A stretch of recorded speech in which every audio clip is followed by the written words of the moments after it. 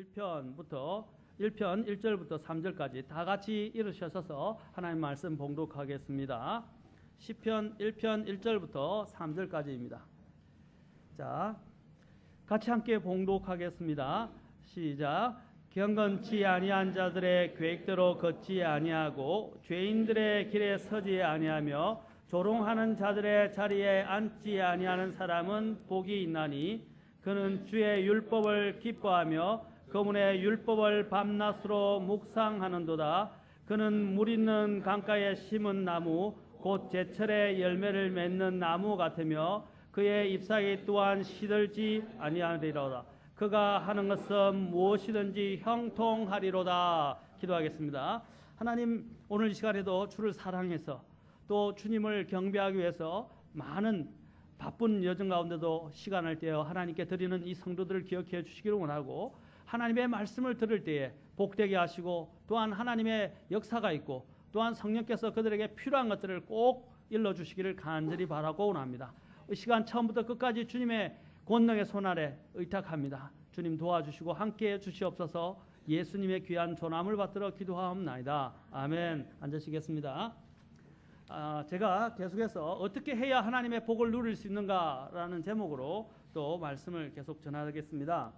지난번에 이야기했지만 먼저 우리가 복을 누릴 수 있는 가장 방법에 대해서는 이제 경건과 불경건에 대해서 말씀을 드렸습니다. 그렇죠?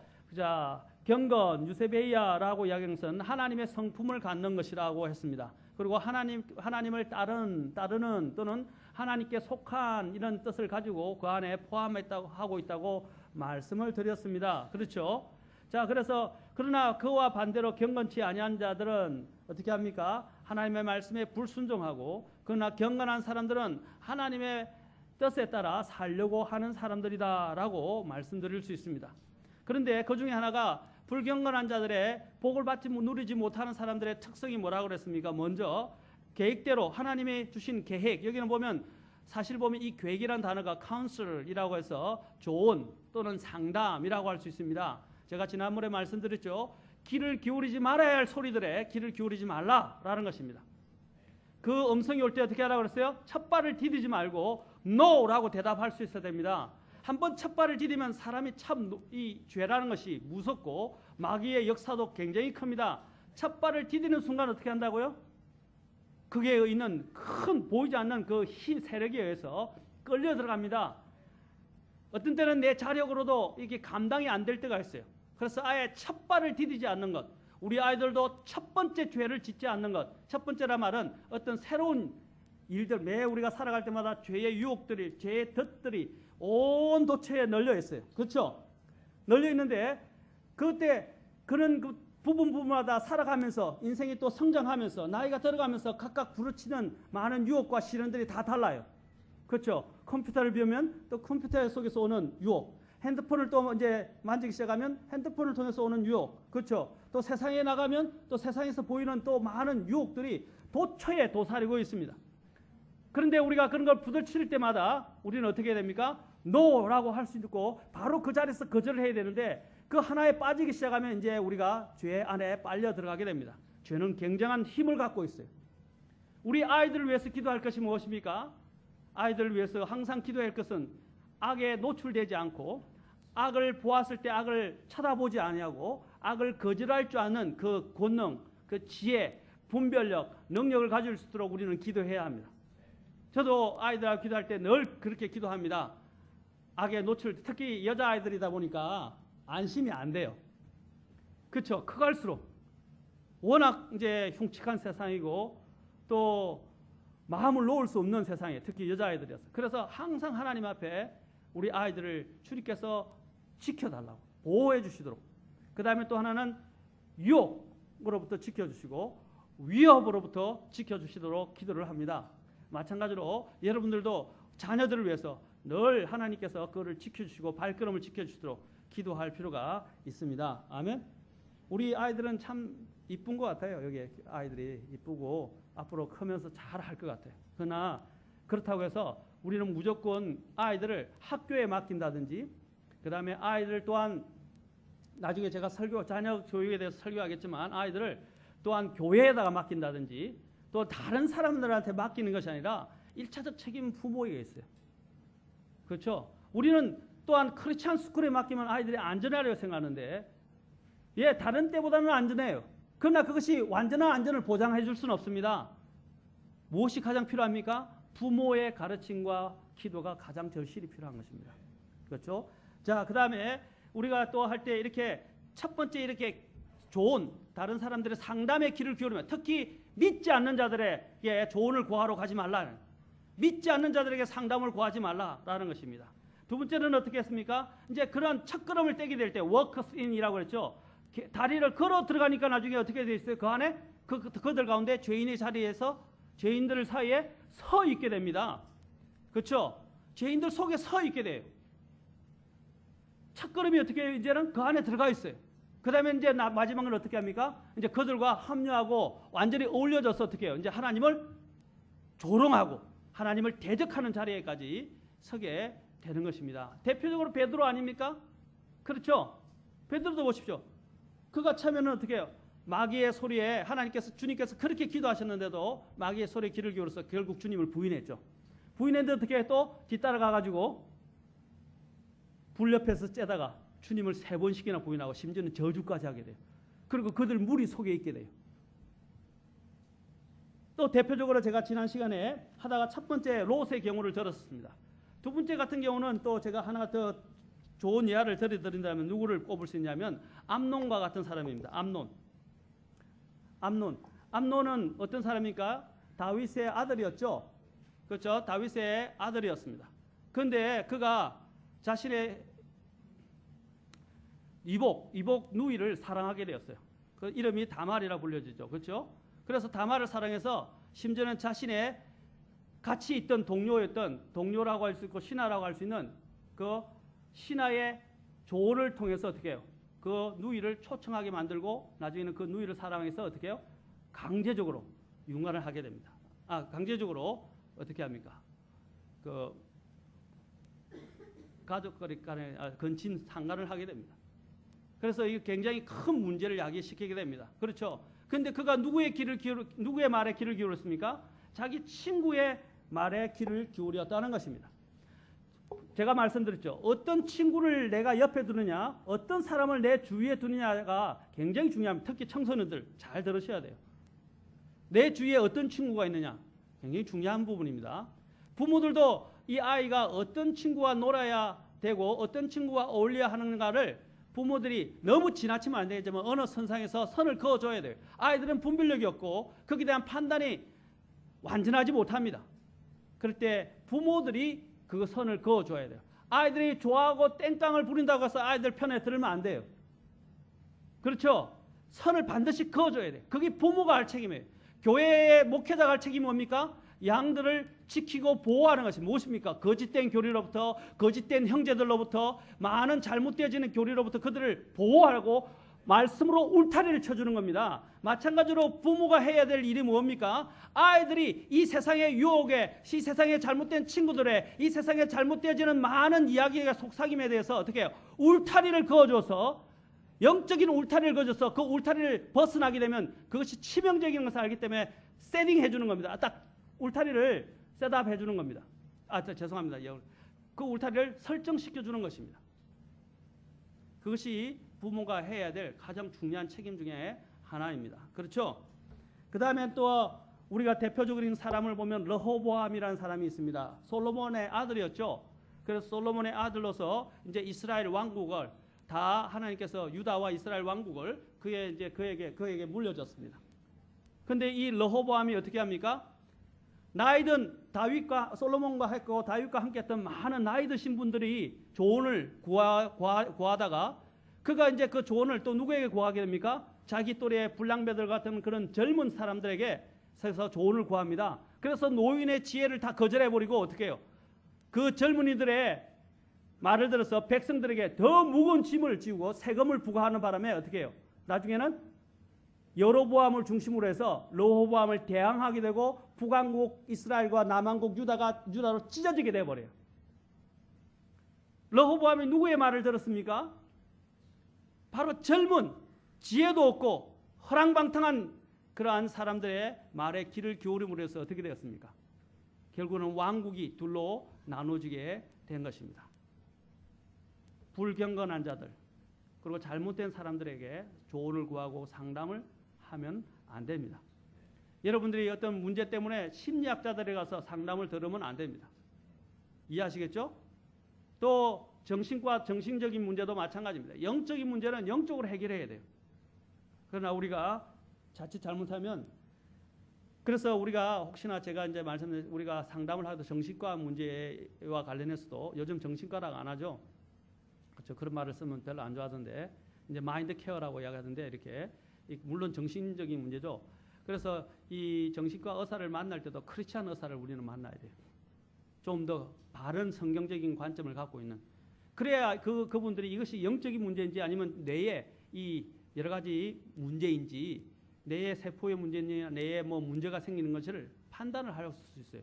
그래서 영적인 문제면 교회 안에서 목회자나 그런 영적인 것들을 잘 아는 분들을 통해서 조언을 받아야 되고 근데 무조건적으로 그걸로 달라가면 안 돼요. 무조건적으로 또 목회자가 그걸 다 해결해 줄 수는 없어요. 이해하시겠죠? 이것이 진짜로 병의 신체의 뇌의 문제인지 아니면 진짜 마음 안에 있는 뭐 마음의 정서의 문제인지 이 부분들을 성경적으로 봐가지고 해결을 하든지 아니면 진짜로 약을 통해서 처방을 받든지 정신분열에서 됐으면 처방을 받든지 이렇게 해야 된다는 거죠. 이해하시겠습니까? 그런 부분들을 우리는 잘 분별해야 합니다. 그렇게 될 때 우리는 첫 번째로 어떻게 합니까? 하나님이 주시는 쪽으로 더 가까이 나아갈 수 있습니다. 그러나 여기서 거치면 안 돼요. 우리가 죄를 멀리하고 또한 이런 경건치 아니한 자들의 계획에 또한 상담에 조언에 귀를 기울이지 않고 죄인들의 길에 들어가지 않고 조롱한 자들의 위치에 앉지 않는 그것만으로 충분하지 않습니다. 그것은 소극적인 방법이에요. 하나님의 사람들은 거기서 거치지 않고 어디로 가야 됩니까? 더 적극적인 데로 나아가야 합니다. 그 적극적이 뭡니까? 내가 여기서 돌아서기만 하면 안 된다는 거죠. 안 돼. 너라고 돌아서면 그 위치에 계속 있는 거예요. 그러면 유혹은 계속 오는 겁니다. 이 유혹을 더 강하게 뿌리칠 수 있는 힘은 어디서 오는 겁니까? 한 발을 이제 반대편으로 내디뎌야 돼요. 그 반대편으로 내디딜 때 내디뎌야 할 그 우리의 목표가 어디입니까? 여기 보면 2절에 나옵니다. 그는 주의 율법을 기뻐하며 그분의 율법을 밤낮으로 묵상함도다. 이것은 아무리 강조해도 지나치지 않습니다. 저는 앞으로 계속해서 여러분 제 설교를 들으면 하나님 말씀을 굉장히 많이 강조할 겁니다. 여러분 우리가 어떻게 거듭나요? 환상을 통해서 거듭납니까? 체험을 통해서 거듭납니까? 이게 지금 오늘날 기독교에서 위험하게 일어나는 것이에요. 우리는 말씀을 통해서 거듭나는 것입니다. 어떤 사람들은 우리 보고 말씀 숭배주의자다, 성경 숭배주의자다 이야기합니다. 그 사람들은 제대로 성경을 모르는 사람들이에요. 기독교가 뭔지를 모르는 사람들이에요. 우리의 믿음의 기초는 말씀입니다. 믿음은 들음에서 나오며 들음은 하나님의 말씀에 의해서 나오느니라. 로마 10장 17절. 믿음은 어디서 나온다고요? 하나님 말씀입니다. 왜? 하나님의 말씀이 예수님이 누군가를 제일 정확하게 이야기해 주기 때문이고 복음의 진리의 진수를 우리에게 보여주기 때문입니다. 아멘? 그래서 우리는 하나님의 말씀을 중시해야 합니다. 그리고 하나님 말씀에 우리의 목숨을 걸만한 만큼 우리를 드려야 합니다. 오늘 여기 보면 이 복을 받는 사람의 특징이 무엇입니까? 그는 더 적극적으로 나서 주의 율법을 어떻게 한다고요? 기뻐한다라고 되어 있습니다. 주의 율법을 기뻐하고 또 그분의 율법을 기뻐할 뿐 아니라 어떻게 한다고요? 밤낮으로 묵상한다 그랬어요. 밤낮으로 묵상한다. 이것은 아무리 강조해도 지나치지 않아요. 특히 하나님의 말씀은 무엇입니까? 우리의 길을 인도하는 인도자입니다. 시편 119편 105절에 보면 주의 말씀은 내 발의 등불이요 내 발의 등이요 내 길의 빛이다 그랬어요. 나의 인생의 길, 영적 이 어둠과 같은 세상에서 내 인생의 길을 비춰주고 내가 가야 할 길들을 비춰주는 그 유일한 등불은 무엇입니까? 그 빛은 무엇입니까? 하나님의 말씀입니다. 우리는 하나님 말씀을 그래서 부지런히 읽어야 합니다. 디모데서를 보면 사도 바울이 디모데에게 뭘 권면합니까? 내가 가기까지 일른 일에 먼저 너희 자신을 드리라. 제일 먼저 그 디모데에게 권면하는 여러 가지가 있어요. 일른 일에 내 자신을 쏟으라. 첫 번째. 성경을 읽는 일, 목회자에게서 제일 중요한 일이고 또한 성도들에게서도 제일 중요한 일입니다. 그 하나님의 말씀을 우리가 어떤 때는 참 이 인간의 본성이요 싫어해. 기도하기를 싫어하고 말씀 보는 걸 싫어하고요. 하나님께 나아가는 게 싫어져요. 그러나 하나님께서는 원래 본성 자체가 완전히 그런 문제로 사로잡혀 있었는데 우리가 거듭날 때 하나님은 새로운 본성을 주셨어요. 아멘. 하나님을 향해서 나아갈 수 있도록 하고 하나님을 사랑할 수 있는 그런 새 마음을 주셨어요. 그 새 마음을 더 강화시킬 수 있는 게 뭡니까? 하나님의 말씀을 가까이 다루는 것입니다.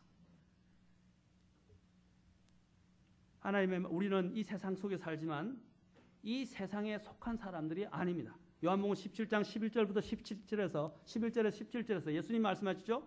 우리는 이 세상 속에 있지만 세상에 속한 사람들은 아니라는 것입니다. 우리는 임시 거처예요. 이것은. 그렇죠. 그럼 우리는 방향을 잡아야 돼요. 어디로 가야 될까? 그 방향을 통해서 방향을 잡고 목표는 있지만 어떻게 해요? 그 길이 안전한 것인지 그 길이 바른 것인지 그걸 이 어둠 속에서 우리에게 발자국을 한 발자국 디딜 때마다 그 길이 안전한 것인지 미끄러지지 아니하는지 우리에게 유익한 길인지 그걸 보여주는 게 뭡니까? 하나님의 말씀에 등불이 하는 거예요. 우리는 이 세상과 친구가 되어서는 안 됩니다.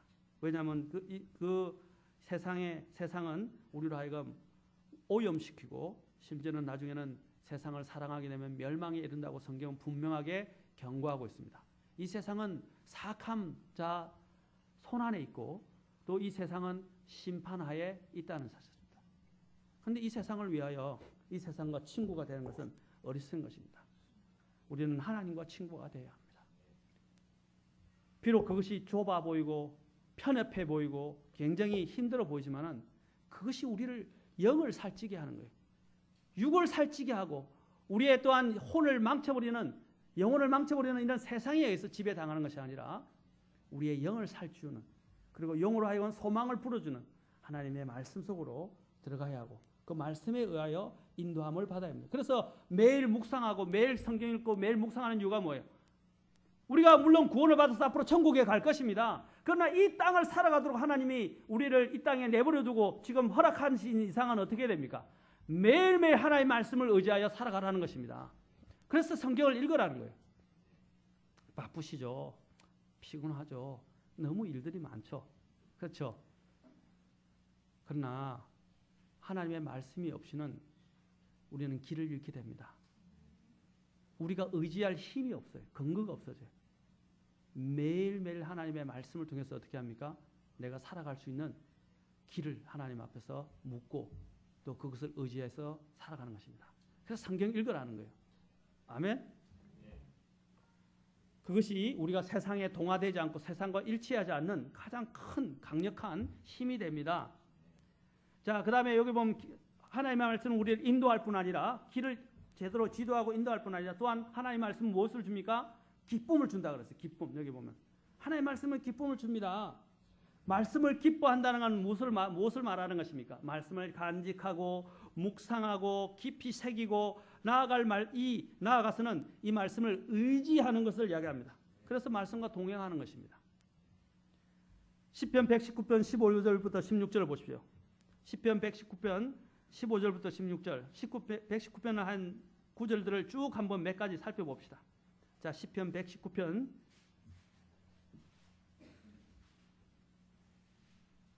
15절부터 16절.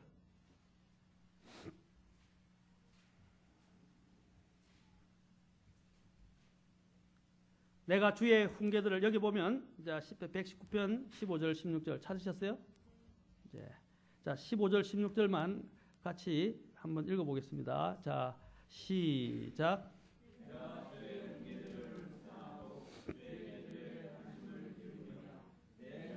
주의 법규들을 기뻐하고 주의 말씀을 잊지 아니하리이다. 여기서 묵상과 또 여기서 무엇을 같이 연결시키고 있어요? 기쁨, 기뻐하고 했죠. 그렇죠? 하나님의 말씀은 기쁨을 줍니다.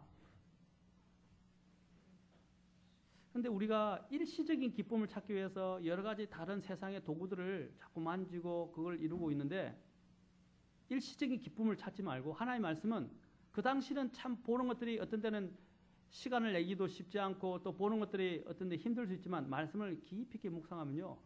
내 영 안에서부터 생각하지 못하는 인간이 이해할 수 없는 큰 기쁨들이 용솟음 치기 시작하는 것을 보게 됩니다. 그리고 평안이 자리 잡기 시작합니다. 그리고 또한 소망을 갖기 시작합니다. 하나님의 말씀은 어떤 다른 것과는 달라요. 이것은 인간이 이해할 수 있는 부분이 아닙니다. 이것은 영을 살찌우게 하고 영을 기뻐하게 만드는 강력한 하나님의 우리에게 주신 선물입니다. 자, 여기서 또한 시편 119편 23절부터 24절 자, 보도록 합시다. 119편 23절부터 24절. 자, 여기도 보면 이것은 주께서 23절 24절 통치자들도 앉아서 나를 비방하였사오나 주의 종은 주의 법규들을 어떻게 한다고요? 누가 나를 핍박하고 나를 비방한다 할지라도 우리가 해야 할 일은 무엇입니까? 묵상하라는 거죠. 오늘 뭐 연예인들이 댓글 때문에 악플 때문에 뭐 자살도 하고 이런 일들이 많이 일어나죠. 또 수많은 사람들이 자신에 대한 비방 때문에 견디지 못해서 자살을 하는 일이 일어납니다. 오늘 여기도 이 시편 기자를 보면 굉장히 힘든 시간들을 보내고 있다는 것을 보게 됩니다. 그런데 그가 그들의 비방에 귀를 기울였습니까? 그가 하나님의 말씀에 귀를 기울였습니까? 내가 최종적으로 심판받을 분은 누구예요? 하나님이지 세상 사람들이 나를 심판하지 않는다고요. 그래서 사도 바울은 뭐랬습니까? 다른 사람이 나를 판단한 것은 나 개의치 않는다 그랬어요. 나를 심판하실 판단하실 분은 누구입니까? 하나님입니다. 우리는 다른 사람들이 뭐라고 속속속속 하는 그런데 귀를 많이 기울여요. 내버려 두세요. 그들의 입이 죄송합니다. 더럽게 하세요. 왜냐하면 그들이 그렇게 말한 것대로 그들은 심판을 받을 것입니다. 우리가 해야 할 일은 뭡니까? 하나님의 말씀으로 들어가는 거예요. 여기 보십시오. 말씀을 어떻게 한다고 그랬어요? 묵상했다. 그 다음에 24절 주의 정언들은 또한 나의 뭐라 그랬어요? 기쁨이요. 세상에서는 내게 기쁨을 줄 수 없지만 하나님의 말씀으로 뛰어들 때 하나님의 위로가 나와 함께하고 이 세상이 줄 수 없는 기쁨으로 나를 하나님이 채워주기 시작합니다. 한번 말씀을 해보세요. 저도 사실은 구원받고 난 다음에 제가 한 가지 간증을 이렇게 대학교 들어가서 타락을 해도 구원받고 대학교에 들어가서 죄송합니다. 술도 담배도 막 당구 막 빠졌어요. 대학 1학년 때 얼마나 좋아요. 그렇죠? 재수하고 대학 1학년 때 빠졌다가 대학 1학년 말쯤에 다시 주님을 만났어요. 그래서 만나고 난 뒤부터는 어떻게 된지 아세요? 막 너무 기쁘고 또한 새로운 하나님 주시는 이 감회와 감격 때문에 도서관에 아침에 일찍 가서 공부하기 시작하는데 성경을 펴서 묵상하기 시작했어요. 하는데 성경이 너무너무 좋은 거예요. 읽으시는 재미가 있는 거예요. 단숨에 일주일 만에 신약 성경을 다 읽어버렸어요. 한 달 만에 죄송합니다. 한 달 만에 다 읽어버렸어요. 과장하면 안 돼요. 솔직하게. 한 달 만에 다 읽어버렸어요.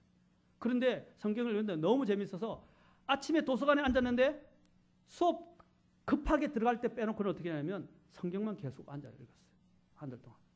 초신자가 이제 해심한 자가 신약 성경을 한 달 안에 읽는 건 쉬운 일이 아닙니다. 그렇죠? 근데 다 읽었고 또한 그뿐 아니라 다음날 시험인데도요. 성경을 손에서 못 떼가지고 계속 성경만 붙들고 있는 거예요. 그래서 제가 아마 지금 이 목회자에 앉았는지도 모르겠습니다. 하나님의 말씀이 처음에는 몰랐는데 자꾸 읽어가니까 서로 이렇게 크로스 컨퍼런스 뭐라면 이렇게 관주가 연결되기 시작하고 그 다음에 어떻게 됩니까? 하나님의 말씀이 하나씩 맞아 떨어지기 시작하고 하나님의 말씀이 이해력을 주기 시작하고 하나님의 말씀이 분별력과 그런 나에게 통찰을 주기 시작합니다. 그러니까 내가 궁금했던 부분들이 하나씩 해결되기 시작하는 거예요. 그러니까 그 안에 기쁨이 막 차가 들어가는 거예요. 인생에서 내가 찾고자 했던 그 가치, 그 정말 중요했던 그런 인생의 욕소들, 내가 항상 내 마음속에서 찾지 못했던 해답들을 찾기 시작하는 거예요. 그러니까 막 속에서 기쁨이 막 용솟음 치기 시작합니다.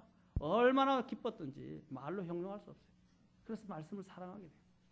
지금도 읽어보면 읽을수록 성경을 읽으면 읽을수록 성경을 모른다라는 것을 제가 결론을 내렸어요. 너무너무 깊어요. 성경은. 너무너무 단순하면서도 또 쉽게 접근할 수도 있지만 또 공부하면 공부할수록 하나님이 너무 놀라우세요. 여러분 하나님 놀라운 걸 다음에 하나씩 소개해 드릴 겁니다. 기가 막힙니다. 하나님의 성경에는 이 세상에서 해결되지 못하는 문제가 없어요. 모든 해답이 이 안에 다 들어 있습니다. 아멘. 또 시편 또 119편 47절 48절을 보십시오.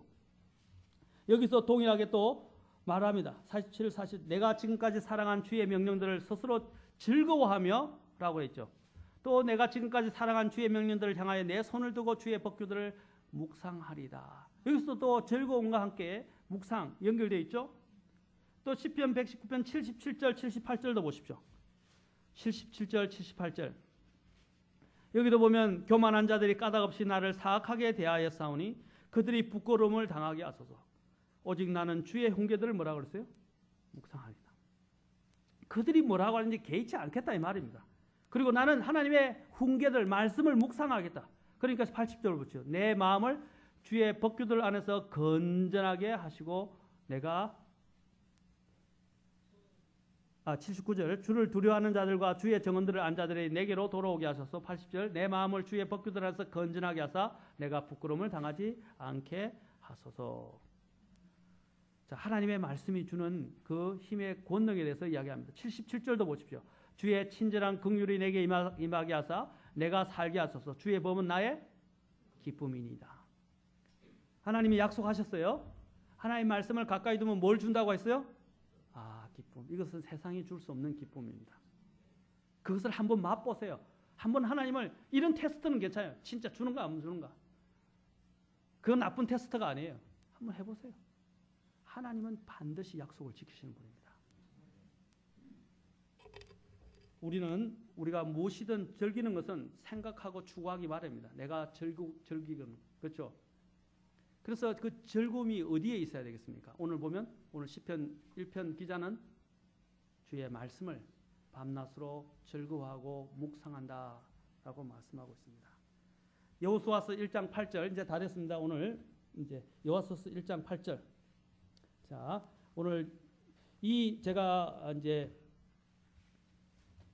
여호수아를 요즘 많이 생각하고 있는데 그 여호수아와 관련해서 하나님이 그가 두려움 가운데 있었을 때 그에게 하나님이 주시는 가장 대표적인 약속의 말씀이 무엇입니까? 뭘 붙들라고 말씀하세요?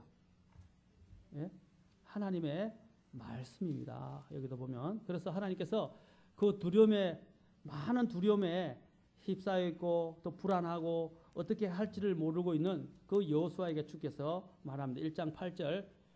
자, 1장 7절 8절 같이 봅시다. 이렇게 합니다. 오직 너는 마음을 강하게 하고 심히 용감한 자가 되어 내 종 모세가 내게 명령한 모든 율법대로 지켜 행하고 그것을 떠나 오른쪽으로나 왼쪽으로나 치우치지 말라. 그래야만 내가 어디로 가든지 형통하리라. 너는 이 율법책을 너의 입에서 떠나지 말게 하며 밤낮으로 그것을 묵상하여 그 안에 기록된 모든 것에 따라 지켜 행하라. 그리하면 너가 너의 길을 형통하게 하며 또한 크게 성공하리라. 그가 앞으로 얼마나 많은 장애가 있었어요. 얼마나 많은 두려움이 있었겠어요. 그러나 그에게 하나님께서 그를 인도할 수 있는 그 미끄럼은 무엇이라고 하셨습니까? 하나님의 말씀이라고 그랬어요. 그래서 그 말씀을 입에서 떠나지 말게 하고 묵상하라 라고 말씀하십니다. 여러분, 하나님이 왜 마지막으로 소를 하나님께서 정결하게 하셨을까요?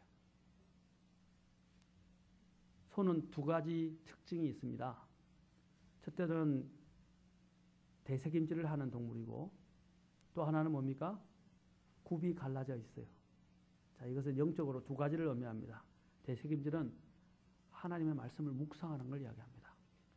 더 자세히 다음에 말씀드리겠지만 두 번째 이 굽이 갈라진 것은 무엇을 말하는 것입니까? 분리를 이야기합니다. 그래서 분리된 삶 가운데서 어떻게 해요? 하나님의 말씀을 늘 안에서 대책임질하는 거예요. 그렇죠? 하나님이 바로 경건하다고 생각하는 사람이 어떤 사람입니까? 하나님의 말씀을 사랑하고 말씀을 묵상하는 사람들입니다. 그리고 말씀을 통하여 기쁨을 갖는 사람들입니다. 아까 말씀드렸죠? 우리가 하나님의 복을 누리려면 어디서 온다고요? 첫째는 소극적인 부분에서는 죄와 관련된 부분, 그렇죠? 불경건한 자들, 그들로부터 내 자신을 돌이키고 거기서 끝나면 안 돼요. 어떻게 된다고요?